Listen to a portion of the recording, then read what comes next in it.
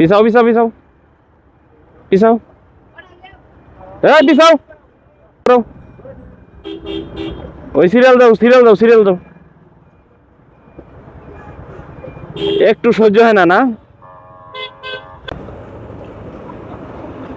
বিশেষ করে ট্রাফিক ক্ষেত্রটাকে দেখা যাচ্ছে যে আমরা ট্রাফিক রুলস মেনটেন করি না, কিন্তু যারা ট্রাফিক ঘৃণা করি, আমরাই নিজেরাই ট্রাফিক নিয়ম আইন কানুন মান্য করি না, আর ট্রাফিক আইনের বিপরীতে কাজ করি। যেমন ঢাকা শহরে অনেক জায়গাতে দেখলাম যারা ট্রাফিক আইন মানতে হলে ট্রাফিকের রুলস সম্পর্কে আমাদের জানতে হবে, আইন সম্পর্কে জানতে হবে এবং সেই মোতাবেক কাজ করতে হবে। পিছাও পিছাও পিছাও পিছাও, পিছাও।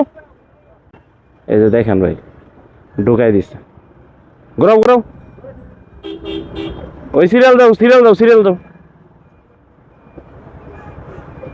একটু সহ্য হয় না, না?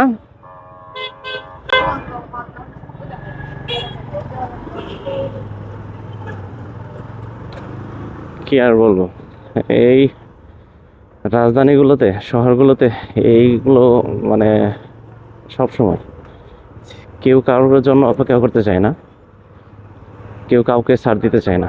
এর জন্যই হচ্ছে ট্রাফিক সমস্যাগুলো বেশি দেখা দেয়। আর শহরের ভিতর যদি ট্রাফিক আইন আমরা যদি মেনে না চলি, তাহলে কোনোভাবে সম্ভব না যে শহরের ট্রাফিকগুলো নিয়ন্ত্রণ করা।